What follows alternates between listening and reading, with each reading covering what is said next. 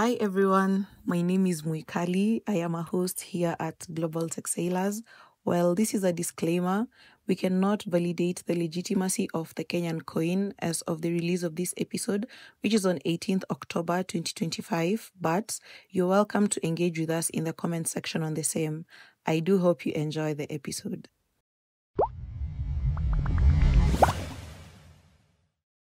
From AI and tech innovations To digital culture and tech careers, we decode it all. My name is Rona Joy Kome, a software engineer. my name is Muikali, a data scientist. My name is Faith Kilonzi, a senior software engineer. And I'm Diana Mongina, a data scientist, and together we are Global Tech Sailors. Join us and let's sail these uncharted waters of tech together. Hi guys, welcome back to yet another episode of, say it with me, Global Tech Sailors. If this is your first time here, karibu sana. If you are a returning person, thank you for coming. Thank you for being here, for your support, for your comments. We really appreciate them. My name is Joy. I am a host here at Global Tech Sailors. Today I have my co-host with me. I will let her introduce herself.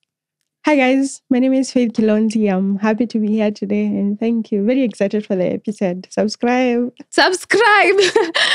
So we have a brilliant guest with us, and I think the best way I could give an hint of who he is the blockchain guru. So we are here to get to hear more about his story, how he got into blockchain, and basically what is blockchain.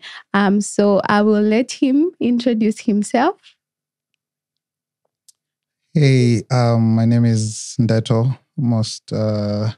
I go by Ndato mostly. I'm a blockchain engineer. I specifically research and development. So I'd basically just say I'm a software engineer just dealing with blockchain. Yes. We're so happy to have you here. Thank you for honoring our visit, really. We don't take it for granted. And I would want us to maybe start from the ground, how you got into tech. So tell us what was your background first of all, how you got into tech, maybe a bit of your your university life. Yeah. So first, thanks for inviting me. I'm really happy to be here. So my background, I've mentioned it a few times. I've always been in tech. Way before campus. Oh, okay. I would say, now, not in any serious way. You might, right now it looks serious, but back then it was just as simple as a young boy who's obsessed with computer games. Yeah. And just touching everything, playing with computers, trying to see what you can do with them, getting obsessed with systems, trying to wonder how they work. Of course, the reach wasn't so good back then. I mean, even computers at some point, we used Pentium once, if anyone remembers that. When is that? 2007, maybe. I think, one processor. Could still game well on it. But I think we got that because my brother was in campus and he really needed one. So it helped. But so that's just to say it didn't start recently. When I remember writing my first HTML page in maybe Form 3. Really? Yeah, Wow. And then I got interested from there, but somewhere now in campus, I really became serious with tech. Okay. I was a networker. I did a lot of Linux system admins. And while I was doing all this, I was really ramping up because what I knew I liked from the beginning was always software engineering. I liked making software.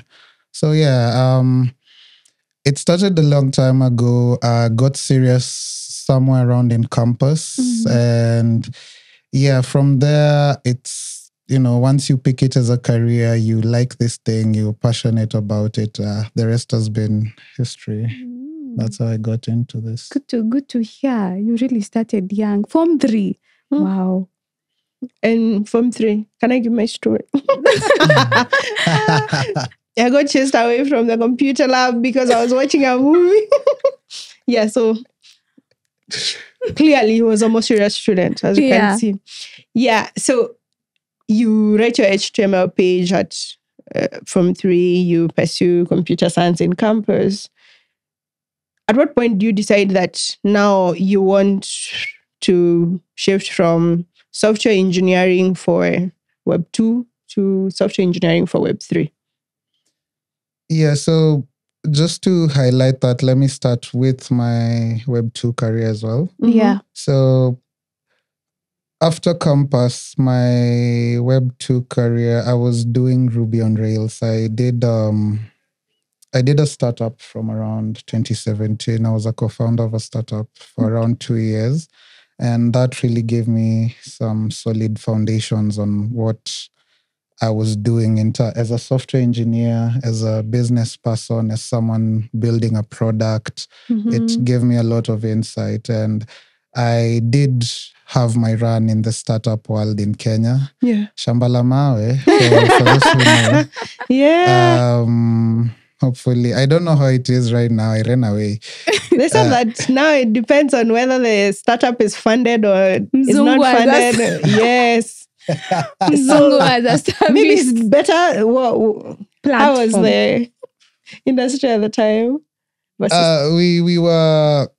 We were innovating in e-commerce, and Kenya was nowhere near ready for e-commerce. We tried to work with the government, presented to some government committees. I mean, we did a lot, but we're here. Nothing really went through. So Wait, it was something. The startup was called something. Keduka. Keduka, Yes. yes, I heard of it. because I remember at the point where we're trying to figure out why this thing isn't working, you go so deep, you realize, oh, it's not me, it's not the product. So, well, it could be, but the deeper issues are rooted within trust, policies, government. Yes. So anyway, I quit. I left that, and my entry into like the real corporate software engineering world was through Andela.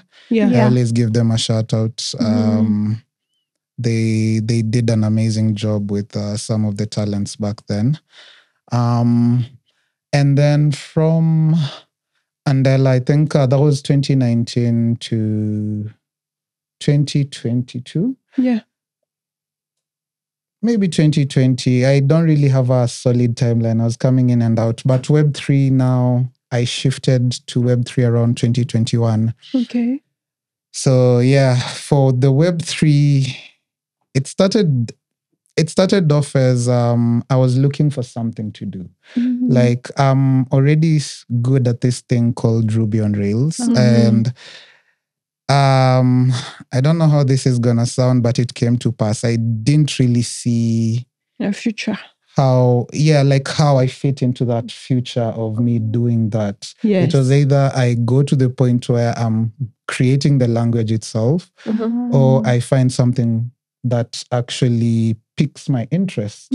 I'm a very technical person. I'm passionate about it. I love it. So as hard as it is, those are the things that give me the energy. So I looked at AI at the time, not really my thing. Blockchain, on the other hand, was looking amazing. Bitcoin was going crazy. It was 2021. People were, well, I think I got into it before people started buying profile pictures for millions of dollars. Yes, the NFTs. Yes. So how I did start is I bought a meme coin, like that Kenya token. Yes. And I was observing it for just like 4 weeks, to be honest. And it wasn't a lot of money. It was probably around $20 or less. And, you know, you wake up one day, you have $30. You wake up the next day, you have $15. And what you're realizing in all this is the volatility of crypto. Yes. And you're being exposed to a technology that looks so interesting, but you have no idea. So me being the technical person I am, I now start going into what makes this thing work. The technology behind the technology behind it, and I discover Ethereum at the time, Ethereum, the network, and yes. Let's just say a lot of things now clicked. The difference between Web3 and Web2 was so clear, what it was trying to do. I loved the technology as well. I loved the impact. And since that time, I think I've just been going deeper and deeper, and I came up with a transition plan back then for 5 years. Yeah. That's around 2020, 2021 to like fully switch into blockchain in 5 years. And I think that's what I've been doing to this day. I am at the end of my 5 years, I think. Amazing. Now, before we get deep into how that we would want to hear more about your plan. Your learning process. Your learning process. I would want to know, for a viewer this is the very first time, or they're trying to understand what is blockchain and Web3 in the very simplest of terms, how would you explain it? So I'll say Web3. I'll start with Web3. They're kind of the same thing, but I'll try to give my POV. Web3 is a shift in mindset. It's a shift, or maybe in how we do things, infrastructure. Web2, your data is owned by decentralized authorities. In this case, we're talking Google, we're talking M-Pesa, we're talking pretty much any service right now you use on your phone, on your laptop, goes to someone's centralized servers, and they process things. They can ban you, they can do whatever. They own your data. On this other side of Web3, it is a shift that is prioritizing decentralization, whereby we don't really have one central authority running things, but we have this set of processes and rules that we all agree on. And any of us who wants to interact with each other through this network must agree to those rules. So it allows anybody to really just plug in, because it doesn't matter who you are, you will follow the same rules. So it's a shift to owning your data, to privacy centered systems, security that is next level. Web3 is a shift from those kinds of systems, centralized systems, to decentralized systems. Blockchain is the technology that supports it. Blockchain is literally the backbone, the foundation, the everything that has powered all these things, the crypto, NFTs, any other thing you can really think of. It just starts with the blockchain. It's the technology. And how do I put it? It's so central. The way the internet works, imagine I really hope this analogy works. Imagine the internet, how it is, and the reason everything works the way it does right now, from broadcasting to sending data to building systems, is because of how that information is moved and how it's stored. But now on the blockchain, it replaces that layer. So basically, it fundamentally replaces how the whole technology works. So it's very different from what we normally know. I'm just trying to explain that it is so fundamental that the little changes there change how everything works. Because you can have loan apps both for crypto, blockchain, and the normal way, but the difference is what supports it. So fundamentally, we are trying to move to this technology that is better. We can do the same things, but you're trying to move to this technology that is better, blockchain. Thank you very much. I even feel like I have understood. You learned something. I saw you when you asked that question. I have learned something. Yes. So we are going back to your learning plan. So this episode, the goal of this episode is mostly to speak to Web3 enthusiasts, and also those who are already in the field and are trying to navigate it, right? So wanted to find out, in your learning plan, what roadmap did you use, and what roadmap would you recommend to someone starting out and also wants to grow in career in Web3? Those two are two very different things. The roadmap I used. Okay, you can say advice. You can say, this is what I did. Yes. But then this is what I recommend. Mm-hmm. It's a pretty intense story. To be honest, it's so intense. Because let's start with blockchain. There's not a lot of activity happening in Kenya with blockchain. Now let's take it back 5 years ago, almost non-existent. Yeah. It was maybe guys who are trading. Yeah. And this is something I try to be very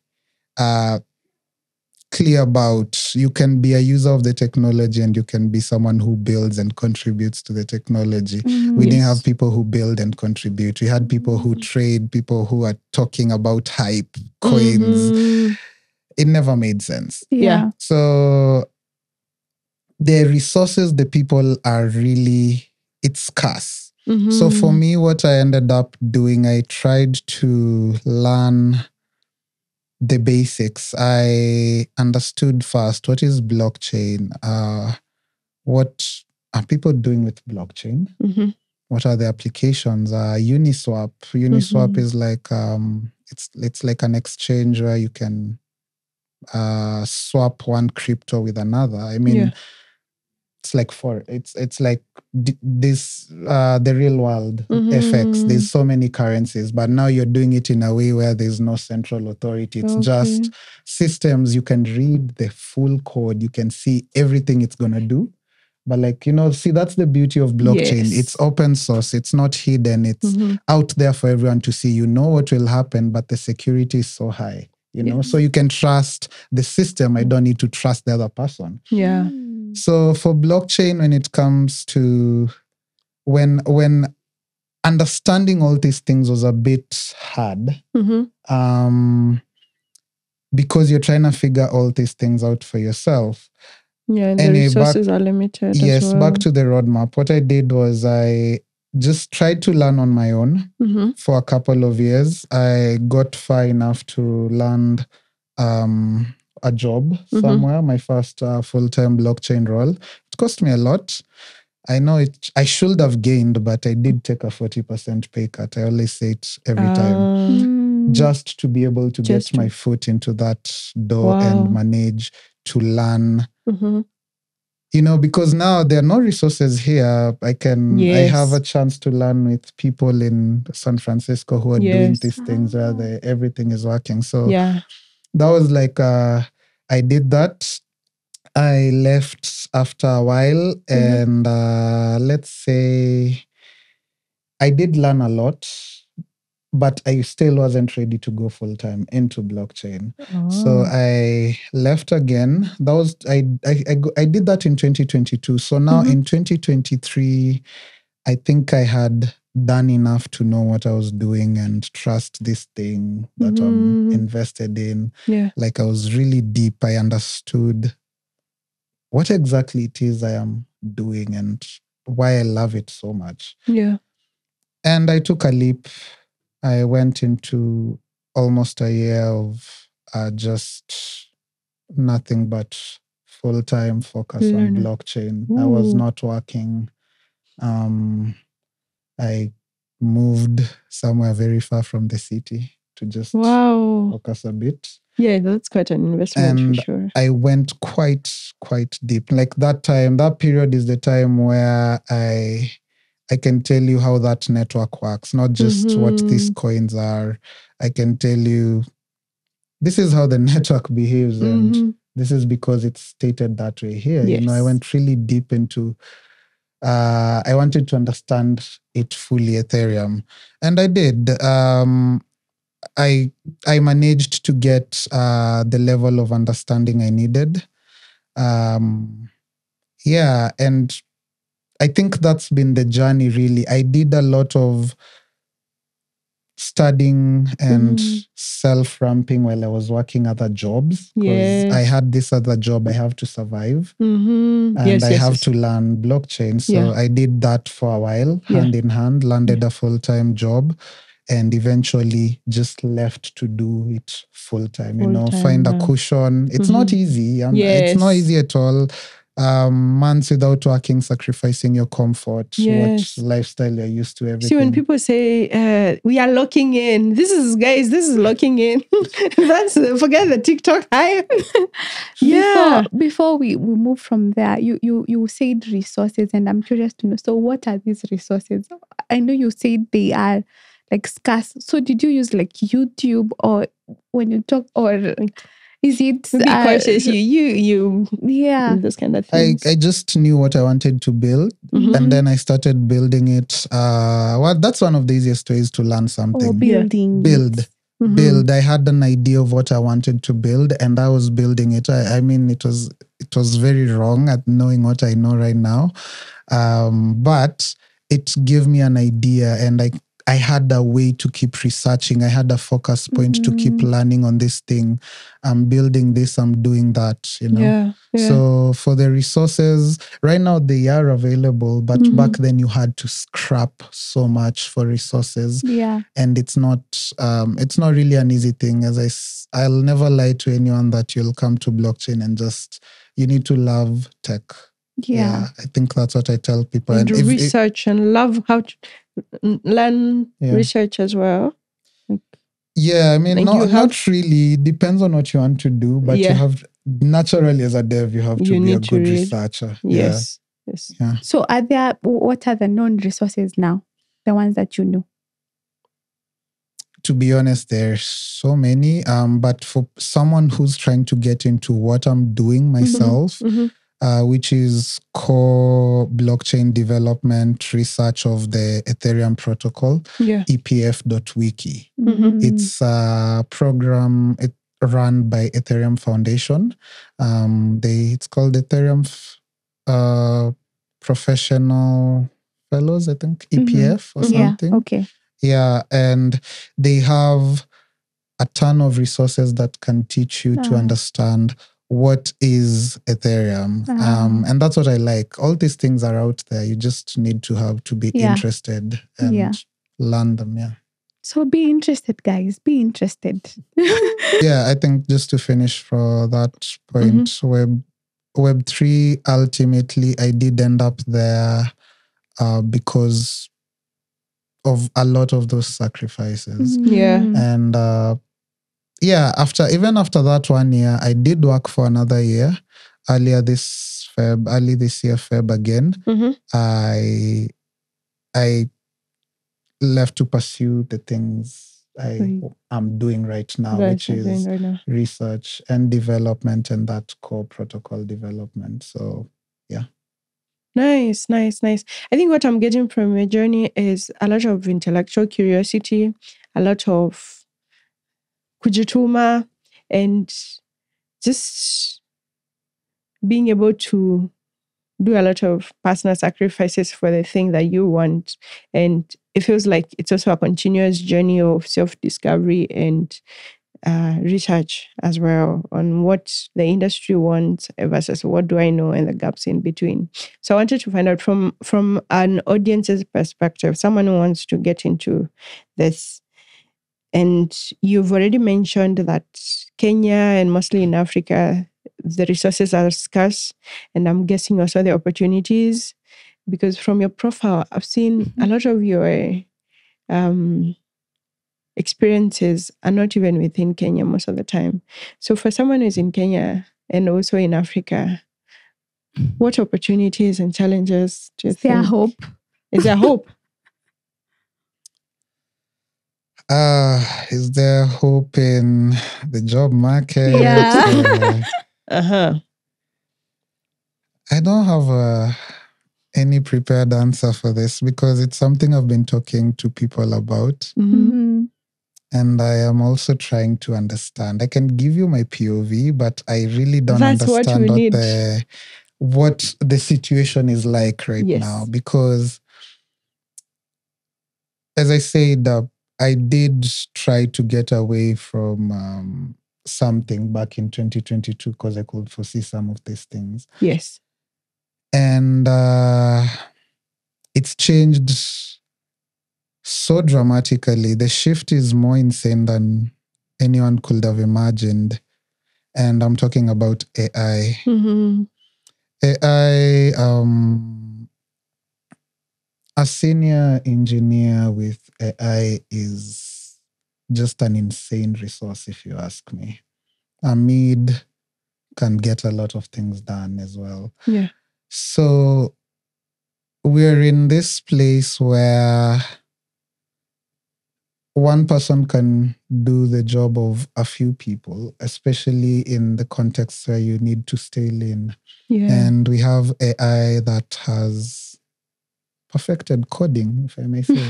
Yeah. True. What you have to do is think. Mm-hmm. Syntax and the coding AI can do for you. Mm-hmm. Mm-hmm. And this is very different from the tech scene that I have grown in. It's different. It's too different. And I honestly don't know what this translates to for some of the people who are trying to come into this field, and the juniors. Mm-hmm. In my POV right now, I am starting to think tech is going to be reserved just for the people who absolutely love it. The people who are willing to die on that hill. I think that's how it's going to be based on what I see. A lot of people are coming to tech because of the perception that it pays highly. Yeah. And there were some discussions a while back on Twitter where people were like, is it money or passion? What matters? I remember I was always telling people passion, but there's always Twitter. Twitter is not a place where you can have a consensus. No. You just let it go. Yeah. But I can confidently say now, unless you love this thing, you coming into it willing to learn, you're not going to get far, because even with that AI, you need to it's the thinking. I've said the coding has been solved. It's the thinking. It's how well you think, how well you architect your solutions, how well you craft your technology. Yeah. Those are the things that will matter. And so there is no free lunch anymore. The depth of that sets you apart, for sure. It's the depth that will set you apart. There's no free lunch in tech anymore. Yeah.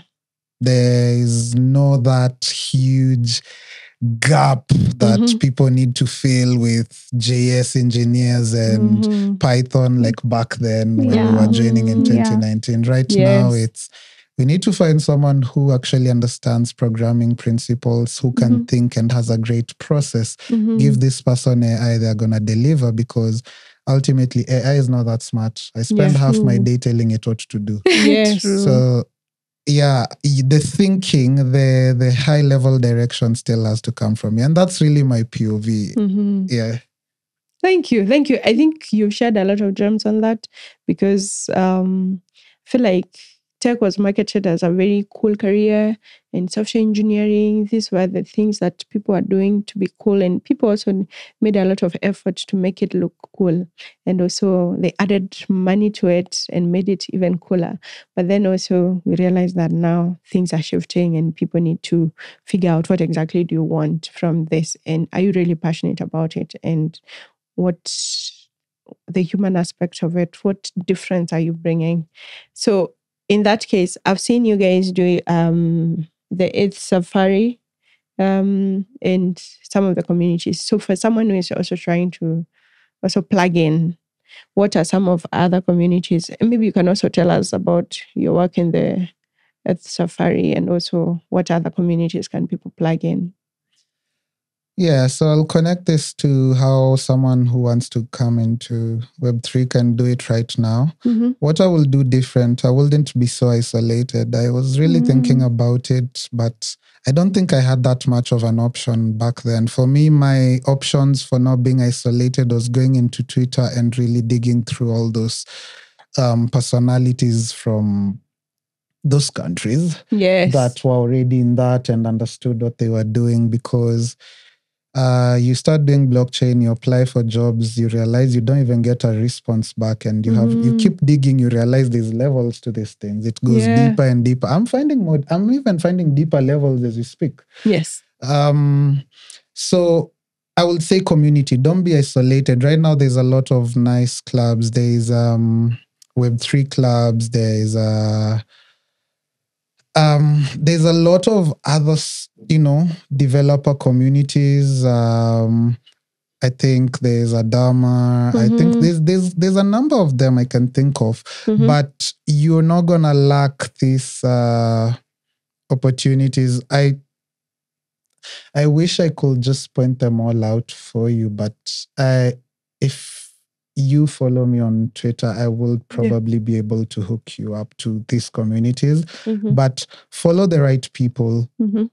My feed on Twitter is so clean because it's mostly a lot of news on what research is coming up, what has happened in the crypto field, what regulations, what's causing this effect on the market, something like that.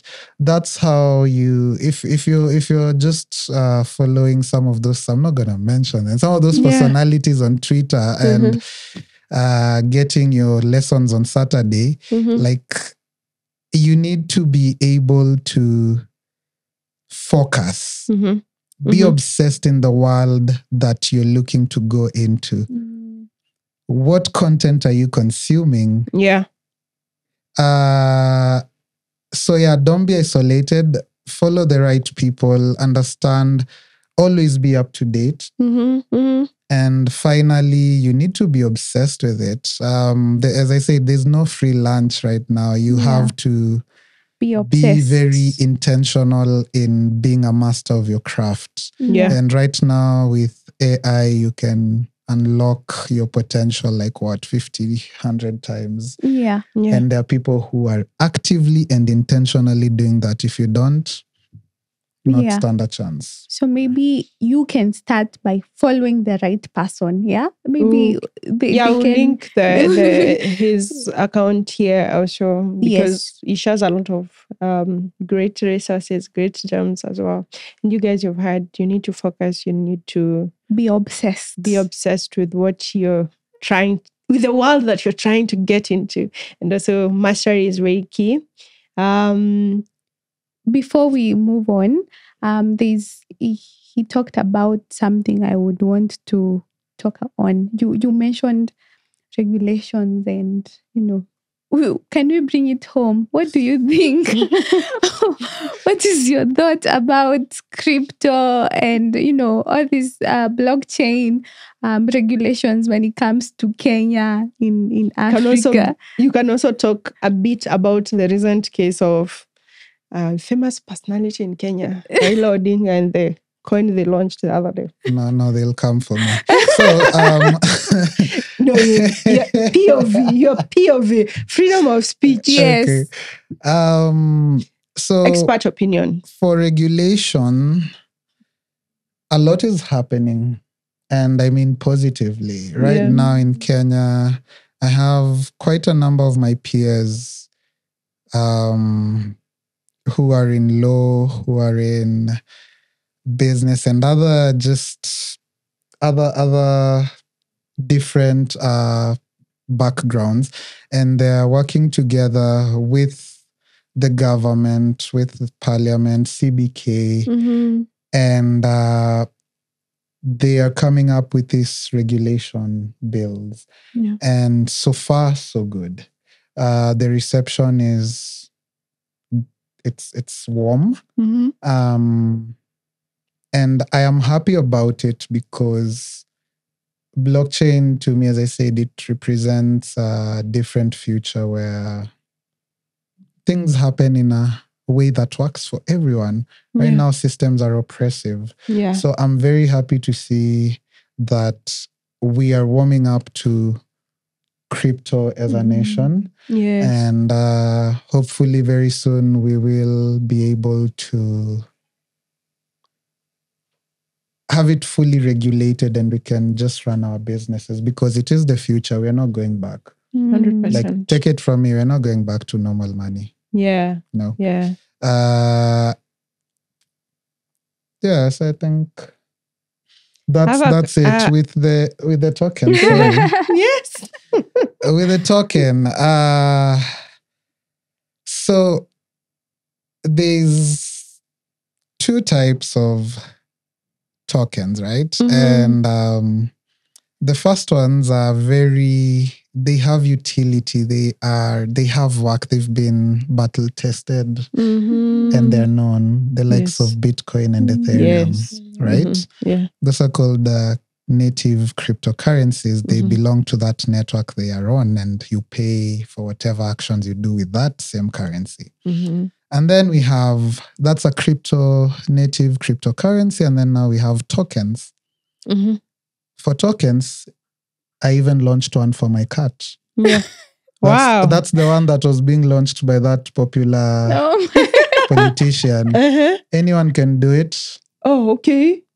And they launch it, they inject some liquidity. It looks like it has value, but in reality, someone is like holding 80% of the supply. So once you pump up the value, they just they sell that 80% with the new value, and all of you are left without liquidity. That's what I was saying. You guys are the exit liquidity. Yeah. But ideally, any coin that we should look at will ever be, should ideally be supported by the government.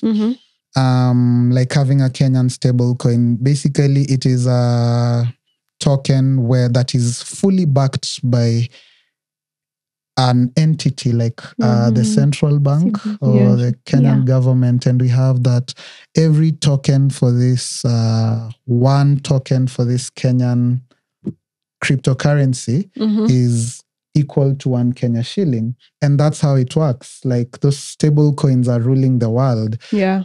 We have Tether USDT stable coin that's running. I hope this is right. I hope speaking false facts. But I think they did more movement of volume than Visa, if you ask me. Yes, I heard of that story. At some point. Yes. So stable coins, that's what we should be looking at. And in this it's just a Ponzi scheme. And no sooner than we mentioned it,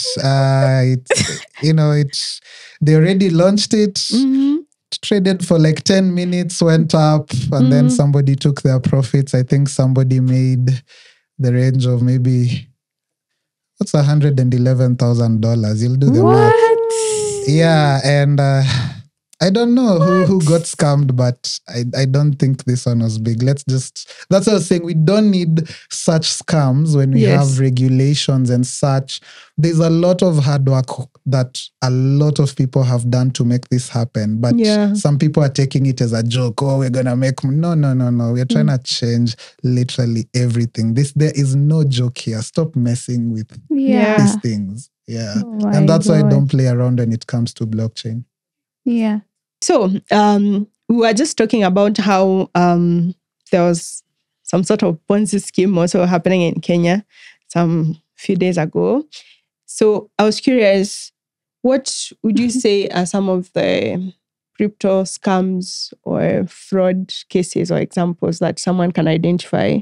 And how can you identify such to prevent yourself from investing into Ponzi schemes? So first, this is not investment advice. PSA, guys. You see, crypto and blockchain is still very technical. It's the work that we're currently doing right now. Everybody in the world who's working on this, we're trying to bring this to the masses in a way that is simple, in a way that can be understood, in a way that doesn't disrupt everything. And for now, I will recommend, if you're new and you're coming into this, kindly work with trusted wallets, trusted exchanges. Understand what you're doing when you're buying crypto. If you're buying this crypto, why are you buying it? It's like any other investment. Why do you buy a piece of land? Why do you buy this piece of land over that piece of land? As it stands right now, crypto is not really a place you can walk in blindly. You need to do your own research and you need to understand what you're doing to some extent. But to cover yourself, use wallets that are trusted, exchanges that are trusted. If you're buying a coin, let's say if it's Bitcoin or Ethereum, we know what maybe those are for. You probably understand what you're doing. Long-term store value. Yeah. If you're buying these other tokens that we were just talking about, some of them have become very popular and have huge market caps, and they have absolutely no purpose for existing, like Doji, Shiba. But they're real. They were launched by legit communities. The code is there. Everyone can see, like, there is no chance of you getting rugged, and losing your money. So you need to understand, who are you buying from? What is this community? Now, if you see a website that's talking about we're going to improve this, we're going to... This is the future. Just a lot of big words. Buy the coin, join us early. It's called, that FOMO hype. Yes. Just understand, your chances of losing money are way more than gaining at this point. Like, if you don't know what you're doing in crypto and you're trying to invest, like, you have to be very careful. As I say, do your own research. DYOR. Yes. That's a common phrase in crypto. Do your own research. Understand what you're investing in. What do you expect from it? Do you just expect it to go up magically? Like, you're gambling. Yes. Yeah, so there's always a logic behind all these things, yes. And I say, look at the community that you're working with, that's launching the crypto. Look at the network that's hosting that crypto. Yes. And work with trusted wallets and exchanges if you're still a new user. Yeah. Thank you. I think that really helps. Final question from me.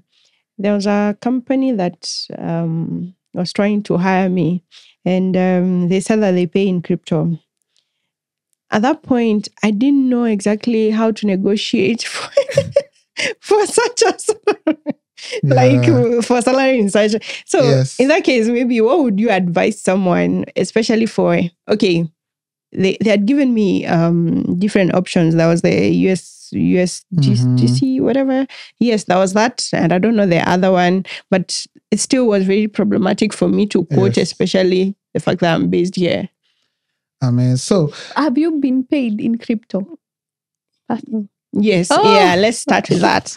So in that case, we are very much about salary transparency and how it flows in the tech space, especially in Kenya. You don't have to tell us your salary, but you can also tell us. But you can also tell us if you want. You can also tell us if you want. But for someone now who is considering that as a currency of payment, how does that look like? What are the margins? What do you look for? I'll throw in a bit of information here. Yes. Crypto is volatile. Yes. You wake up, find a 7% drop, 10% drop sometimes over 24 hours. Now, if that's Bitcoin and it's at 100K, 10% drop means you've lost $10,000 overnight. Yeah. That's crazy. Yes, and that's your salary. It has dropped. Exactly. Like, it's good. You wake up and maybe the next day and find you've gained 15,000. Yes. But like, the point is, it's volatile. There is no way it has any real world use cases with that kind of volatility. Yeah. So what was introduced is what we call stable coins. Yes. That are pegged to the value of a stable asset, like the USD, or even the Kenya shilling. We do have a Kenya shilling stable coin. I've been privileged to work with the systems that have moved that a lot. Yeah. So what you're looking at here is stable coins. Yeah. when you have one USDT, USDC, depending on the issuer, because the issuer are big people who have large reserves that you know for sure, this crypto I'm holding is backed by $1 somewhere. Yes, yes. So when you get any of these stable coins, you know, it's like holding USD. It's like holding that asset that it is pegged to, because it will always be pegged to that. So for people, when you don't want that volatility and you want your assets and your valuables to just stay stable so that you can plan the way you normally do, you work with stable coins. Yes. And stable coins are taking over the world. They are the big thing right now because it's literally money, but it moves better, quicker, cheaper, less problematic, you know? So stable coins any day, every day. Take USDT, USDC, it's the same as just being paid in dollars. That's it. Yeah. Okay. Thank you. I should have consulted I think you now you during can that go time. back to them. It's too you late. have the knowledge. It's too late. But I'll consult you on the next one in case they come back. Sure thing. Yes. So as we are maybe wrapping up the episode, maybe Martin, you can tell us one parting shot to someone who is looking into joining, or rather getting into blockchain Web3. Your parting shots.